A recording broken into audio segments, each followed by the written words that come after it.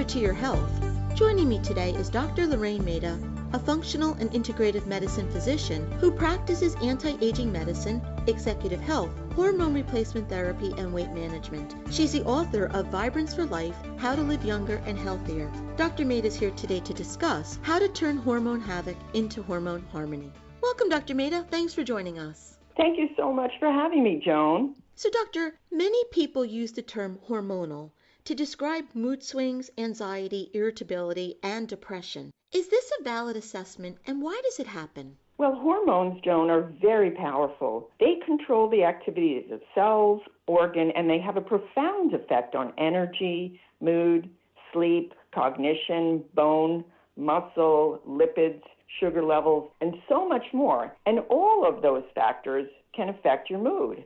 So I like to let people know that also what you eat, drink, how much you sleep, how much you exercise, the stress you're under, the toxins that you're exposed to, all affect your hormones. And to a certain extent, you have control over these. But hormones are always going to fluctuate according to your age, your environment, and your lifestyle. And men and women can both become moody, and people may describe them as hormonal. But in fact, these emotions can be due to hormone fluctuations. But there's hope and there's help, and there's a lot that you can do to modulate these hormones. So you just mentioned that what you eat and drink, how much you sleep and exercise, the stress and toxins that you're exposed to, all impact hormones.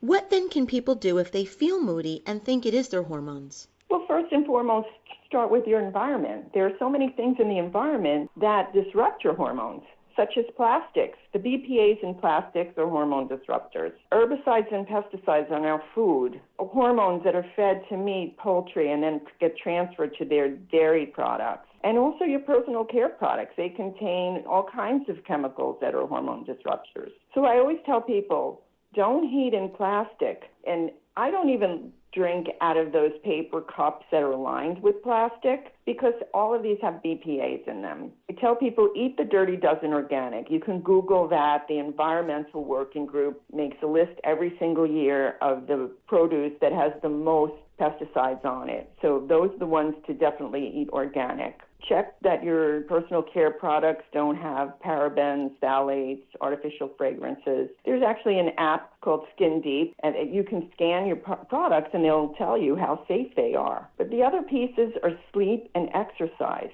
If you get 6 to 8 hours of sleep and at least 20 to 30 minutes of exercise a day, your diet should have some cruciferous vegetables in them. That gets rid of excess estrogens and environmental toxins. Cutting back on sugar. Sugar causes mood swings. And processed foods, basically, they're ground down starches that become sugar, and just have a moderate intake of caffeine and alcohol. So those are the main things, and then modulating your reactions to stress.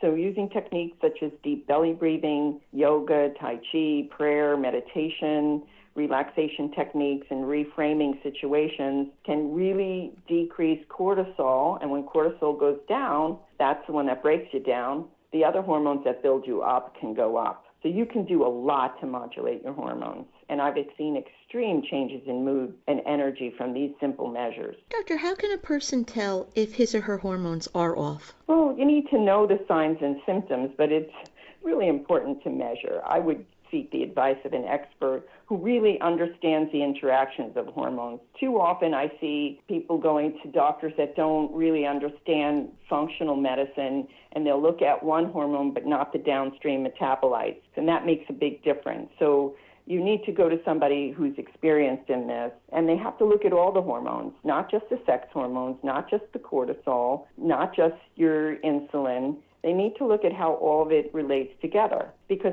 for example, women with PMS or perimenopause may have low progesterone. Menopausal women may have low estrogen and progesterone. Men can have low testosterone, and so can women.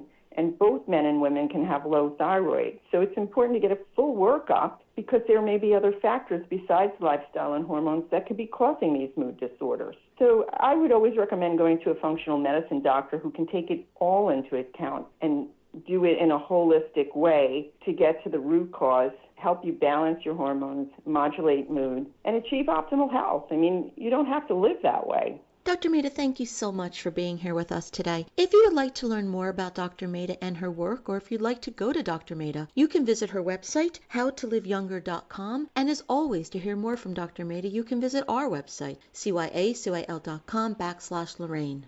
We'll be right back.